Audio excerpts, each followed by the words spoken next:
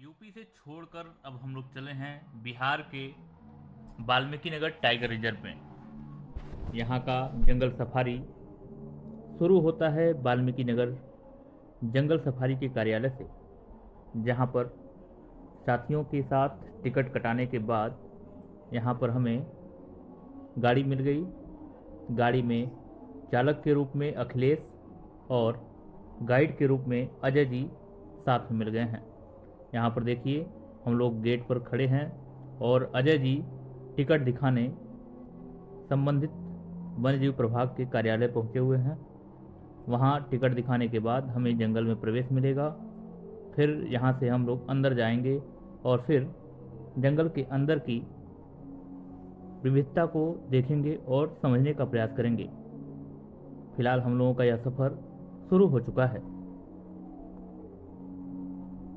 जंगल safari की शुरुआत करने से पहले वाल्मीकि नगर टाइगर रिजर्व के बारे में कुछ जानकारियाँ आपको बता दें। यह पार्क उत्तर में नेपाल के राष्ट्रीय चितवन नेशनल पार्क और पश्चिम में हिमालय पर्वत की गंडक नदी से घिरा हुआ है। यहाँ पर आप बाघ, एथलास बियर, भेड़िए, हिरण, सीरो, चीते, अजगर, पिफोल, चीतल, सांभर, नीलगाय, हाइना, भारतीय सिवेट, जंगली बिल्लियाँ, डॉग हियर, हॉगडियर, जंगली कुत्ते, एक सींग वाले राइनोसोरस यानी कि गैंडे को भी देखा जा सकता है तथा भारतीय भैंसे कभी कभार चितवन से चलकर वाल्मीकि नगर में आ जाते हैं। यहाँ की सर्वाधिक अगर बेहतर बात करें तो भैंसा, आप लोगों ने बाहुबली फिल्म देखी होगी जिसमें भल्लाल देव एक भैंसे से लड़ाई करता है, तो यह भैंसा अपने वाल्मीकि नगर टाइगर रिजर्व के क्षेत्र में मिलता है। यहीं वाल्मीकि नगर टाइगर रिजर्व के सटे एक स्थान ऐसा भी है जिसका नाम भैंसा लोटन है। इस भैंसे की वजह से ही इसका नाम भैंसा लोटन पड़ा है। फिलहाल हमारी टीम अब जंगल में प्रवेश कर रही है। आगे पहुंचते हैं और देखते हैं। जंगल में घुसने के बाद हमें पहला पड़ाव मिला, जहां से हम घने जंगलों में प्रवेश करेंगे।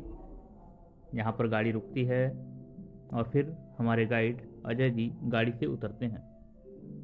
अजय जी बैरियर हटाएंगे और फिर हम लोग आगे बढ़ेंगे। इस जंगल सफारी का एक विशेष नियम यह भी है कि जंगल सफारी में गाड़ी पर बैठने के बाद आप बिना गाइड की अनुमति से गाड़ी से नहीं उतर सकते हैं। दरअसल वन्य जीवों की सुरक्षा एवं वन्य जीव संघर्ष को देखते हुए यह नियम बनाया गया है। माना जाता है कि जंगल में हिंसक वन्य जीवों से मानव वन्य जीव संघर्ष न हो, इसके लिए यह जरूरी है कि पर्यटक वन्य जीव के नियमों का पालन करें। अब यहाँ से गाड़ी आगे बढ़ती है। गाड़ी में बैठे जंगल सफारी के गाइड अजय जी यहाँ के जंगल के बारे में विशेष बातें बताते हुए बताते हैं कि यहाँ पर लगभग 350 प्रजाति की पक्षियाँ, तेंदुए और बाघ भी हैं। उन्होंने बताया कि चूँकि यह जंगल अपने महाराजगंज के सोगी बरवा वन्यजीव प्रभाग और नेपाल के रॉयल चितवन नेशनल पार्क से जुड़ा हुआ है, जिसकी वजह से नेपाल से भी वन्यजीव यहाँ पर आते रहते हैं। दरअसल वन्यजीवों का कोई बॉर्डर क्रॉस लाइन नहीं होता। हम एक दूसरे में देशों को बांट देते हैं, लेकिन वन्यजीव ऐसा नहीं मानते। वन विभाग के एक नियमों के मुताबिक यह भी है कि अगर कोई वन्यजीव नेपाल से इंडिया में विचरण करते हुए चला आए और यहाँ पर वह रेस्क्यू हो, तो उसकी गिनती भारतीय वन्यजीव के रूप में की जाएगी।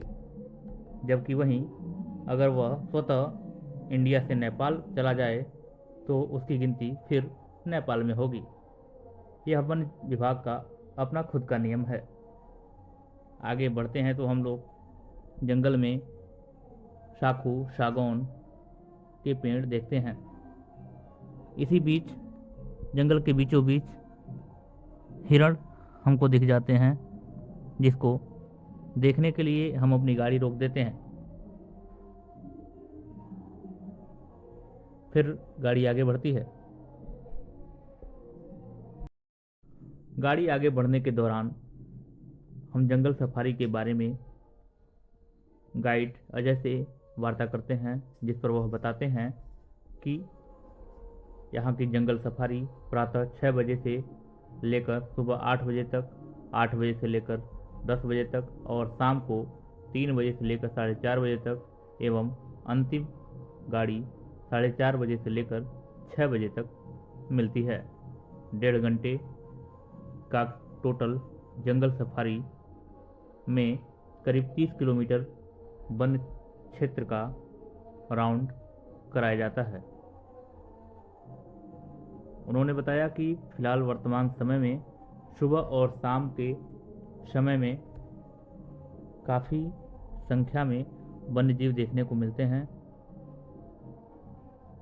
आगे बढ़ने पर हमारी गाड़ी शिवालिक नालों से होते हुए आगे बढ़ती है। अखिलेश ने बताया कि जंगल के बीचों बीच कई प्रकार के शिवालिक नाले हैं। दरअसल हिमालय की चोटियों से निकलने वाले इन छोटे छोटे नालों से पानी भरपूर मात्रा में वाल्मीकि नगर टाइगर रिजर्व के जंगलों में आता है, जिसकी वजह से यहाँ के पशु पक्षियों से लेकर वन्य जीवों को भी पीने के लिए पानी की समस्या नहीं होती। अधिकांश हम देखते हैं कि जब जंगलों में हिंसक वन्य जीव तभी बाहर निकलते हैं जब उन्हें पीने के लिए पानी नहीं मिल पाता। अखिलेश बताते हैं कि जंगल में भोजन का जो साइकिल चैन है एक दूसरे पर निर्भर रहता है। यहाँ तक कि एक पेड़ भी दूसरे पेड़ को खाने की प्रैक्टिकल विधि को इन्होंने हमें समझाया।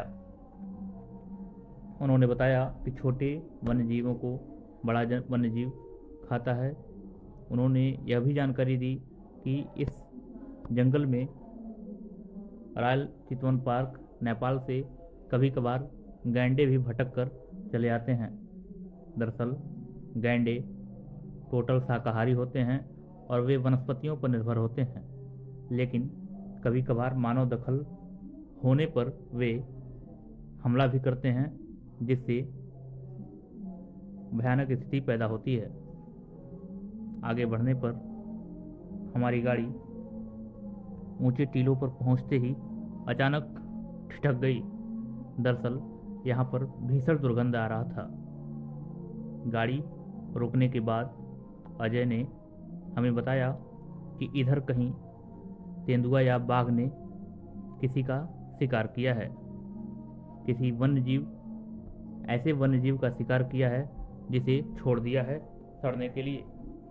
अजय ने बताया कि बाघ मांस को सड़ाकर खाता है और ऐसे में पहले वह अपने शिकार को घायल कर उसे जान से मार देता है और उसके शव को छोड़ देता है। बाद में जब उस शव से दुर्गंध आने लगती है तब वह फिर उसे खाने पहुंचता है। दरअसल यह समय काफ़ी डरावना भरा रहा और फिर हम लोग वहाँ से धीरे धीरे आगे की तरफ बढ़ गए।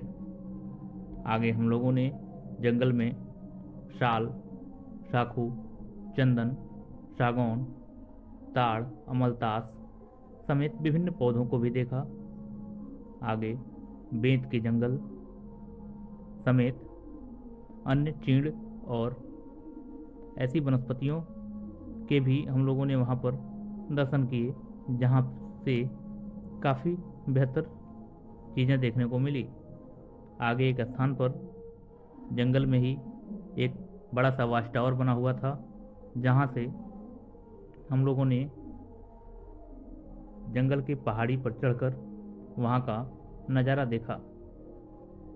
कुल 1.5 घंटे के इस जंगल सफारी के बाद हमारी गाड़ी अब धीरे धीरे लौटने लगी थी। लौटने के दौरान शाम भी हो चुका था और जंगल में ठंड भी बढ़ गई थी। इस पूरे जंगल सफारी में हम लोगों ने 4 स्थानों पर स्पॉटेड डियर यानी कि हिरण, 2 जगह जंगली सूअर और 1 जगह अन्य छोटे वन्यजीव देखे। हालांकि इस पूरे जंगल सफारी में कहीं पर भी बाघ या तेंदुआ नहीं देखने को मिला, लेकिन फिर भी यह जंगल सफारी प्रकृति के इस गोद में काफ़ी रोमांचक रहा।